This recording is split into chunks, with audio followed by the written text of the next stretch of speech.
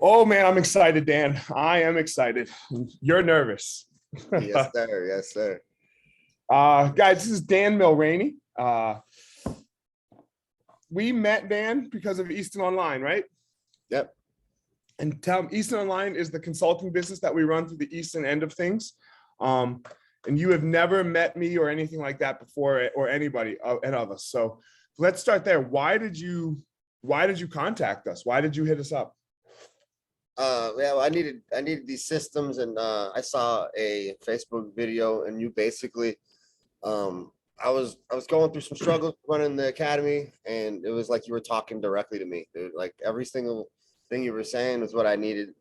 And then, to be honest, I didn't know what it was gonna like entail, so I was just wanted to get in the consultation call, and I was just looking for that. Maybe I could just get a little bit on the phone, get a little couple pointers, and after talking to you, yeah, I knew this is what I needed, especially after reading your book too. I really connected, so yeah, that's what really brought me to Easton Online.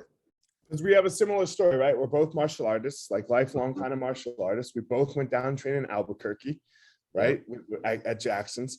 So just tell me your story, man. Where did your martial arts journey start? So it's like a lifelong. I come from a martial arts family. My older brother did like kickboxing and karate in the 80s and 90s. My other brothers were Golden Glove champion boxers. So it was like always in my like my blood as a kid. That's all I ever wanted to do as a little kid.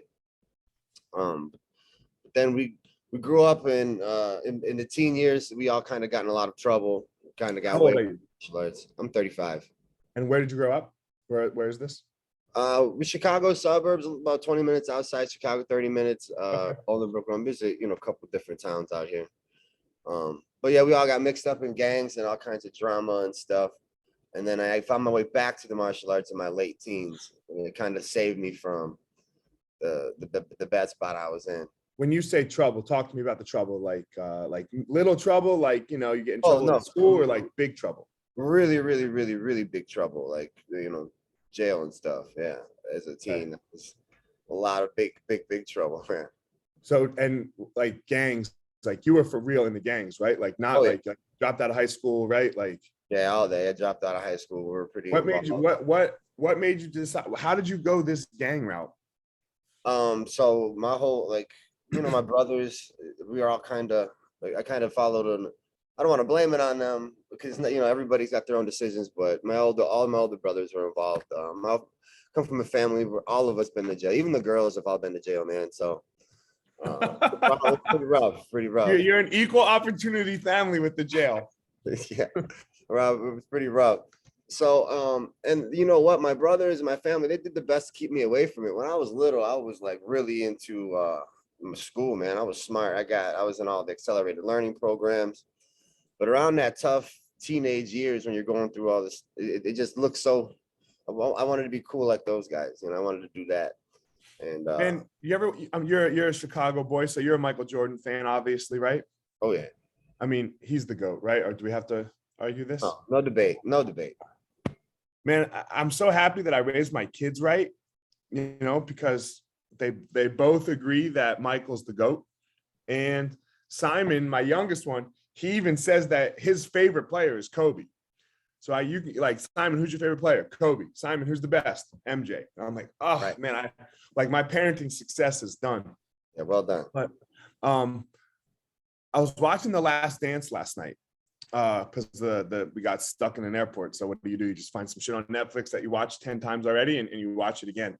And I was watching the Dennis Rodman episode, because they know how they broke it down into all like the key components. And he was sitting there talking about how everyone, when his mom kicked him out of her house, how everyone just went this drug route with that was around him and like selling drugs. And he was just like, for some reason, I just didn't do it. Right. Which is, look, it's not your case, like you went it, but Yeah. if that's the route you see and that's what's put in front of you, like, and we talked about this yesterday a little bit. I hate this idea of people saying, oh, that kid fell through the cracks. You just said everybody in your family's been in jail. You didn't fall through the cracks if you land up in jail, right? You landed right where everyone else that's around you and has led you and guided you through your young youth and all that. You landed right where you should, actually. Yeah. Yeah, absolutely, man. When I turned 17, I had my first kid, and that was a big, huge inspiration. All of a sudden, I started living free. I had more purpose than myself. You know, a lot of the people who are in the lifestyle that I was in, they have like no self-esteem. They got like nothing going for them, man. You know, besides that. And when I had my first kid, it really gave me a lot of purpose, and it changed. Talk about that for a second, that no self-esteem, because it looks like outwardly it looks so opposite, right? Yeah, right. You got all the bling, you got good looking girls, you got cars, right? You're hiding behind all that, man. You're hiding behind all that. What were you hiding? Man, probably was a lot of confidence issues, you know, a lot of stuff. Growing up, you know, dealing with, you know, fitting in, so many things, you know, that you go through at that young adolescent stage, and it's real easy. And then immediately, like, you get like, you know, when I was little, I was bullied when I was real little, and when you live that lifestyle, you don't get bullied anymore. And yeah, man, it really kind of gives you it gives you identity. Like, you're talking with Alex on your podcast about how your identity becomes the fighter, right? And now you're this badass fighter, and everybody wants to talk to you because you're the fighter. The same thing with that lifestyle, you know. So yeah, I'm definitely, it was hiding behind some insecurity issues for sure, because you know, now I don't need to hide behind anything. You know what I mean? So let's talk how we got to this process. So you have your first kid. What was that experience like? Like, was it instantly life changing? Like boom, in the moment I have to shift, or like, was it like a slow burn? well, the thought and the feeling was there, right? But then there's a million setbacks. You know what I mean? You know, when I'm with my family, when I was with my kid, I was, you know, want to take over the world. But then I go back to my house, and all the guys are still hanging out, because my house is kind of like the hangout with the guys, and around the same people. So it was definitely a process. So that's when I started the martial arts, and I got a jiu-jitsu coach, and got surrounded by some positive male influences in my life, and that's exactly what I needed, man. That was what I needed to push me. I knew I wanted to be a good man, didn't know how. You know what I mean? So I had Steve Dalton. He had a jiu-jitsu program. It's a small one. Dude, we ran it out of a church. Like, we had to like pull mats out of a closet, roll out wrestling mats. We hung heavy bags from the basketball rooms in the basketball room. You know how they got the mats at the end of the basketball when you run to the wall? You push the mats up to that. Dude, we had an MMA gym with walls, pads, and took us an hour to set up, an hour to take down. But that gave me something else to go, man, you know? How'd you make your way to Albuquerque? Through Clay. I did a Greg Jackson seminar, and I sat and talked with Greg. It was crazy. Greg had like somewhere to go, and it was raining outside, and he just stood there and talked to me in the rain. He doesn't care, right? Yeah, he didn't get, the rain didn't phase him. People are calling him, telling him, and he's just like, whatever. I mean, at least an hour lapsed of people being pissed off waiting for Greg, and he wasn't stopping until our conversation was over, man. He just had so much to tell me. Immediately, I knew I had to get out there by him, man. What did he talk to? What'd you guys talk about? Man, everything. So this is my first contact with Greg. So, you know, Greg's pretty deep, dude. And I asked him about the confidence in fighting. You know, my career was real short. I never even made it to the pros. I had this performance anxiety issue where I could show up, and I was a gym guy, everybody, you know, and basically how to get over that, and meditation. And he started bringing up a lot of his fighters have the same thing. Like, Cowboy Cerrone's terrified before he fights. John Jones has butterflies. They gotta go through all these positive the visualization, meditation, and all that stuff. And then just, you know, we could just keep talking, and then he gets into the examples of the war history and Ernest Shackleton. He's so good, right? He starts talking about the books, and you're like, dude, have you read everything? Yeah, man, Greg's the man. I actually, so the way I got with Greg's a little bit different. So I didn't go with Greg like a lot of people do, where they go just to fight. Greg started an MMA association, you know, a while back, and I was going under the train to apprentice Greg. So I was spending 8 hours a day shadowing Greg. I was sitting in the war room studying tape with Greg on how to break down fights. And what year was this? Like what time period? I want to say maybe 07, 08, Dude, so we had to have met. maybe later. No, wait, 07, 08. Our gym opened in 2011. I mean, I'm sorry.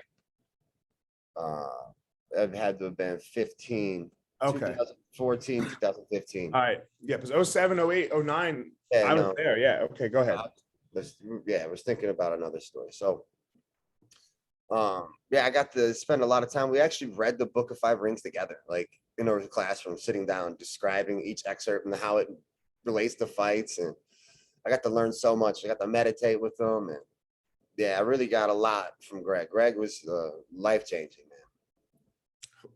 Was it just you, or was it like another like a group of people? So it was me and Ryan Jensen.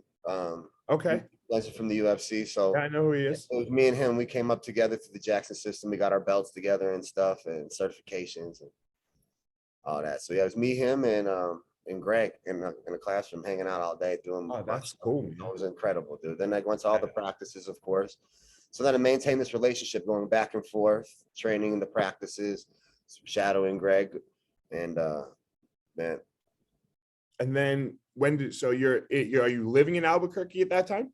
No, I'm living up here. I'm flying back and forth. Okay, cool. So then when did you stop doing that, and when did you do the whole MMA fitness thing? When did the school start? So the school here opened in 2011. I started off as one of the coaches, and all the people just kept asking, "Hey, can we train? Can we get this guy more hours?" And I ended up becoming the head coach, and over time taking over the whole thing, as far as general manager and everything else. And that's 2011. So here we are, and then you see this Easton Online video about my company, or our company, and you join in. And I don't want to make this an advertisement for Easton Online or anything like that, but what did you expect going in? Man, so I really didn't know what to expect. I just knew that I needed systems, man. I did the old way. So I was going to Jackson's and learning all kinds of great martial arts skills, and then coming here and trying to teach it to everybody, and trying to run practices and not having systems. And man, I just spanned my wheels for 10 years, just staying in the same position, just above water, but up and down, up and down. And the big thing is I wanted is how to run an academy and how to have systems. That was the first thing I got.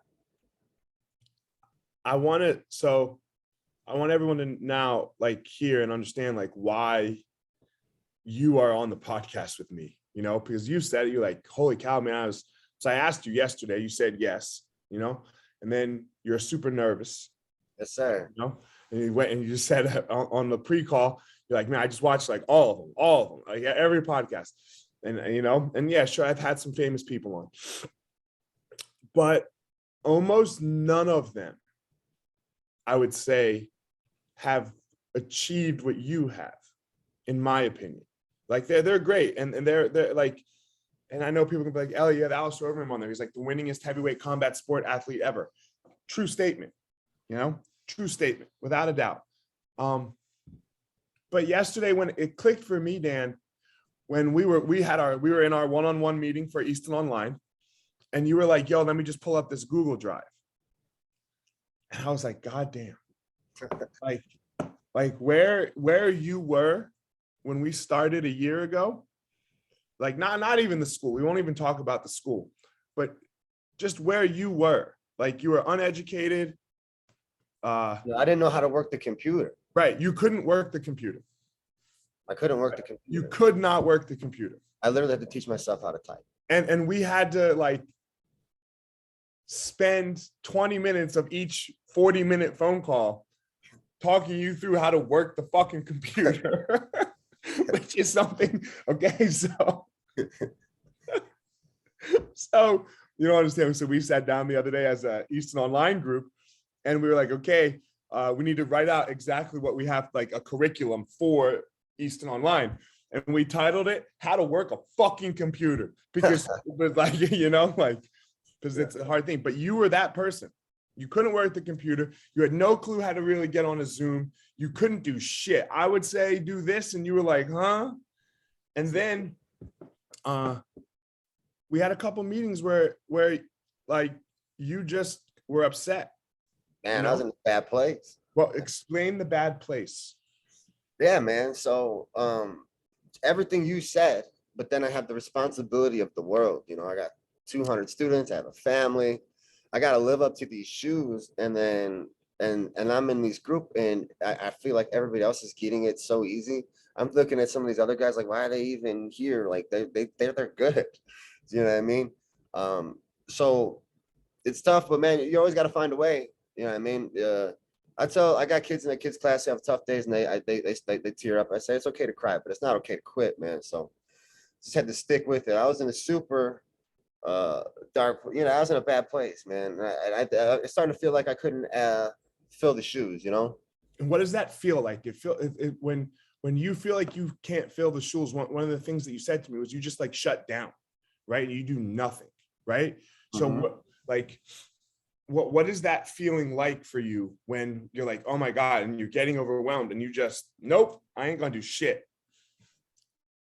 Yeah, man. Well, you just kind of do with what you can. You know, I don't know. It's hard to put into words, man. But yeah, you just kind of go with what you're used to. You know, like I can hold pads real good. I can train. You know, so it's like, yeah, I just shut off the business, go back to the grind. Shut off the business, go back to the grind. You just become a worker bee again. I become a worker bee again. Yeah, and you just go back to where you feel comfortable. Where I started. Right. Yeah. How did you get yourself out again, right? Because here you are, you're paying me money, right? Mm-hmm. You have all these people, you have a family, right? You have bills, you have all this stuff. How did you get yourself to make that shift? Because you were like, okay, I'm going to do something. And then you got super intimidated by what it is that you were trying to do. Because you're like, for example, you were looking at me a little bit like, holy fuck, how am I ever going to be Elliot? Right? You're looking at a step below where Elliot is, maybe. How am I going to even be that person? And then a step below, God, I'm not even that person. So fuck it, I'm just going to be this Dan over here that's just holds pads. How did you get yourself out of that and to like being like, yo, Elliot, I made this Google Drive. Let me show you this outline, this SOP. I got an SOP for this. I got an SOP. Because that's where you are now, right? Like I was like, oh, I was blown away yesterday. I was blown away. So how did you get from one to the other, one station to the other? All right, I'm just gonna keep it real. It's kind of a complex answer, right? Yeah. I'm a big fan of your work in the Gospel of Fire. That book really resonated with me, man. I read it more than once. And one thing you said was, you know, shout your, you know, say it, scream it to the world, man. You know what I mean? So I just kept it real with you one day, and we sat, we talked, we meditated, and you gave me some books, and these books really equipped me, you know, in the morning routine. And I really took time and reading these books, Jack Kornfield's The Wise Heart, Ryan Holiday's Obstacle is the Way. These things really shifted my perspective. And then I remember saying to you, like, man, Ellie, I don't know who the fuck am I to try to do all this, you know, with my background. And you asked me, you're like, yeah, who are you? You know, and I read a book, I meditated on it, and I'm in my, you know, you could say that a lot of people think they are all their past experiences. So I'm uneducated, ex-gangbanger, Dan, you know what I mean?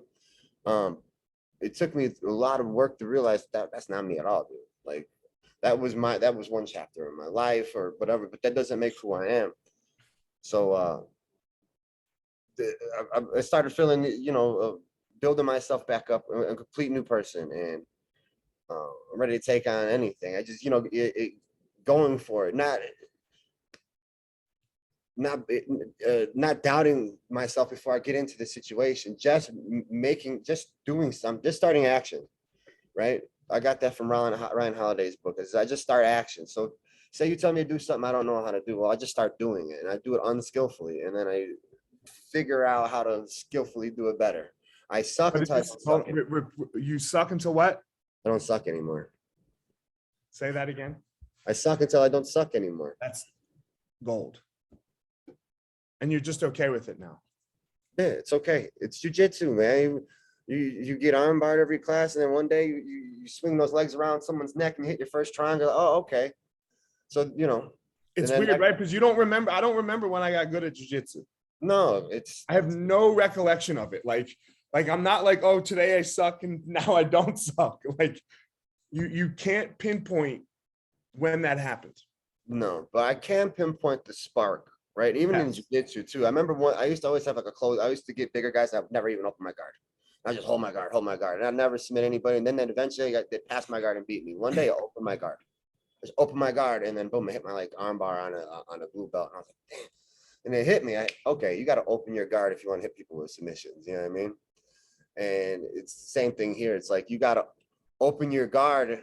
You got to let your put your ego aside. Because why are we really afraid to do stuff? Is because we don't want to suck.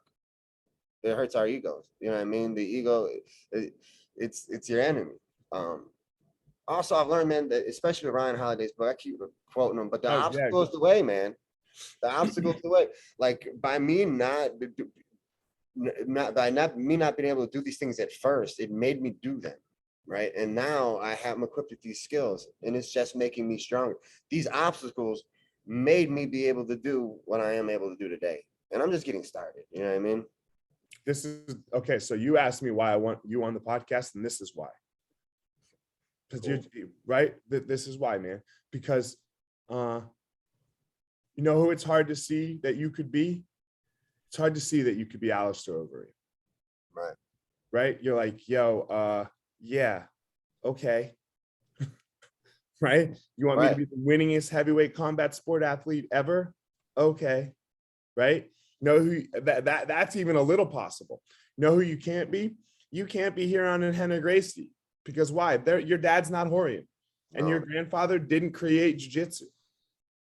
And this is what we do a lot. We compare ourselves to other people, right? We compare ourselves to these other people that we think we want to be like. And the truth is, those motherfuckers have problems too. Their life ain't perfect. You know, their life ain't fucking perfect.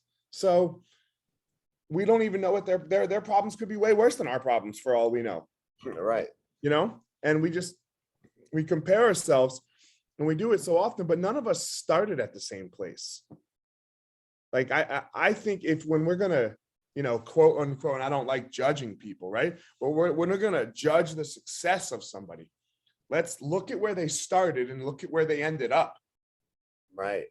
Because I saw something the other day. Making your second $1 million, man, that shit is so easy. It's so easy because you already made $1 million. The hard part is like 0 to 50,000. Yeah. Right? 0 to 50,000 is the hardest part. Because once you figure that out, then it's like, oh shit, all right, I'm just gonna do that again. Right. You just repeat. Now you just repeat. But figuring out what to repeat, oh my God, it's a nightmare. That's the obstacle right there. Right. That's the obstacle. And you overcame that obstacle. Yeah, man. And it was a giant one. There was a lot of times where I just thought I can't do this. I get an assignment, I sit down at the computer and just think, man, I'm frozen. I was like, how, not even know where to start. And now I just start digging. And the answers are there. They're right there, man. They're there. You're just not good at them. Yeah. And with my life, I always end up learning the best lessons for me have always been learned the hard way, or lessons learned out of necessity. They always stick with me the best, man. So this is just my way of learning, I guess. And then for me, man, this is where like our story takes a little bit of a turn. So, because you're like, you credit me for the spark, right? You credit me for the spark, just, And then what happened a couple months ago? We got on a Zoom call, and what happened? Oh man, I was there for you, bro. What happened? I was what? You were pretty upset, man. Go ahead, say it. I was what? You're crying, dog. I was crying. Yeah, man. I was crying on a professional call because I just got my heart broken a little bit. Yeah. And I thought I could keep it together. And then we start out every morning, every meeting, every professional meeting starts out with what? Personal what? Personal success, man. And I just got crushed. Man. And I just started crying. And what happened? I told you take a minute, let's talk, to take your time. Let's work through this. Let's work through it. So you then got to be there for me. Yeah. Right? Yeah. So you got to be my pedestal that I got to stand on and get help from, rather than sometimes the other way around, Yeah, man, that was pretty cool. I was happy I could do that for you, man. I was happy you could do it for me. I had to give you. I needed it in that moment, obviously. I had to give you some of my gangster. Yeah. I needed it in that moment. And so often this is something that happens, right? Is we look at the people that we look up to and we put them on this pedestal. But in the end of the day, we're all just human beings, and we all can crush and get crumbled. And you didn't judge me, right? There was no judgment about like the validity of what was crushing me in that moment. I don't even like nothing. Man, no, man, because like we all in the same shoes, we'd all be the same way. You know what I mean? People fuck that up a lot, right? Because they're like, oh man, I wouldn't do that, Yeah, and they might be right, right? They might be right. Like you wouldn't do that standing in your shoes and living your life. But if you had lived that person's life, you would have done that exactly, actually. Right. You would have done that exactly. You would like, I guess like this is something that I struggle like with sometimes, and I want your opinion on it.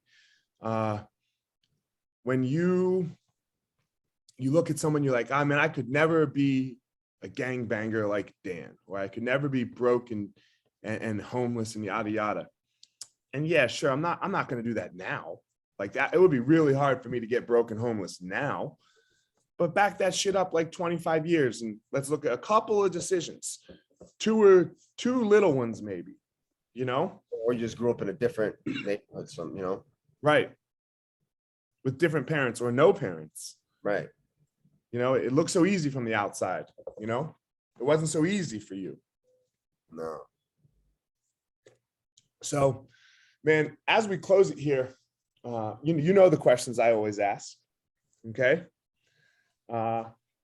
You were scared and you were nervous, Yeah. So why didn't you tell me no? Oh, I'm not a punk. Yeah, I mean, it's okay to be scared and nervous, but it's not okay not to show up. Yeah, but we were going to talk about some shit that maybe makes you feel uncomfortable, right? I mean, like, dude, you could easily cancel. And then we had but technical issues. Like, you could easily, be like, no. I had to do this because I know I'm just like we're talking about. Anybody in my shoes would feel the same. Well, I'm sure maybe there's somebody in my shoes, man. Hopefully they see this, and hopefully it helps them get over that hurdle. Do you know what I mean? Because if maybe you aren't enough today, but then work on it and be enough tomorrow, piece by piece. But anything broken could be rebuilt. Dude, you have these one-liners. What did you tell me yesterday? I can't. What did you say? Okay, I got it because I was bragging about it to the class. Go ahead. What was it? Because I impressed myself with this one a little bit. So I probably plagiarized this. To be honest, I probably heard it and forgot where I heard it from. But anyway. Everyone, bro. I don't know if there's that link on Instagram. You hit copy link, right, and then you hit share link, and boom, guess whose it is? It's fucking yours. So what was the line? So I was talking about how because we're talking about how you have somebody who you were surprised that they, that they're subscribing into the system and stuff. Mm-hmm. And I was like, well, Elliot, you've been through all these things and you're at this destination, right? The person who wrote the map didn't make the land. They went through the land and got to where they wanted to go, and now they can look back and tell you there's a river there, there's a mountain there, you have to go around this, you have to go under that, you have to go over this. And that's what our job are as leaders, as mentors, and as instructors, man, is not to, especially like jiu-jitsu. I didn't make up jiu-jitsu. I just been doing it for way longer than you. So this is what I did, this is how I got here. So that was the analogy of yesterday. You wrote the map. You didn't make the land. Yeah. Right. You wrote the map. You didn't make the land. And that's good in so many ways, because so often people are like, oh no, I made the land. Like that drives me insane. Right. Right. Yeah, like, no, you didn't, motherfucker. You know? Right. You know, you just described it. So, but man, that was great. That was So, like, yeah. So for me, the Gospel of Fire and Eastern Online, that's my map, bro. And I'm getting where I want to go. yeah, it's just a map. It doesn't even have to be a right map. It's just the right map for you. Oh, man, maybe there's a shortcut. Maybe Yeah. I see a shortcut and I fill you in and we change the map. And then we change the map. Yeah. Right. And then we change the map. It's And so often, right? Because they say leadership, right? Leadership isn't about being perfect. Leadership is about modeling the journey. Right. You just model the journey. So, and the last question that I always ask is, I believe everyone has a superpower. Something that makes them amazing in the world. Something that doesn't make you necessarily, maybe it does make you rich and famous, like it does like LeBron and Michael, but most of us, it doesn't. So what's your power? Endurance, man. I'm that superhero that when they shoot them with their superpower lasers, I just absorb them. I have the ability to endure hardships and make it to the other side. You know what I mean? I'm fucking Wolverine, dude. Every time you could blow a hole in my chest, it's gonna heal. I'm made of adamantium. That's my superpower, bro. Fuck yeah, man. Man, just from me to you, I've had the pleasure of like, or not even the privilege of helping guide people, and your journey, our journey together has been really amazing for me, like well, just from my perspective, like it fills my cup, it really fills my cup. So thanks for giving me that, thank you. I appreciate it. Man, thanks for everything you've done for me, brother. It's mutual, man. It's mutual. So, guys, I know, right? Like, like when we listen to this podcast, Dan doesn't have you don't have your own podcast, right? And a lot of people that I, have on, they have their own podcast, and they have there's always an agenda. They're trying to get their book out or their message out or whatever it is. And look, my podcast has an agenda to help and whatever it may be. Dan's story is the story of this podcast, of struggle and feeling insecure and feeling as though you aren't enough. And then you figured out how to be enough in each and every small little moment of the world. So, Dan, I'm sure someone's going to reach out to you after listening. So tell them how they can reach out, like on Instagram or whatever it is. Yeah, man, you can hit me up on my Facebook right now. My Instagram page is down, unfortunately. But you can look for me out on Facebook. And I got a gym, MMA Stop Fitness out here, Crest Hill, Illinois. Look us up, like us on Facebook. And yeah. Word. All right, well, guys, as always, Dan is fucking Wolverine. You can't try to be Wolverine. That shit's too hard, right? If you don't have that, what's it called? Adamantium, bro. Adamantium. If you don't have that, you fucked. Okay? Don't act like you do if you don't. And I have my own power, my own thing that makes me amazing. Don't go out in the world and try to be Dan. Don't go out in the world and try to be Elliot. Just go out there and find your own power.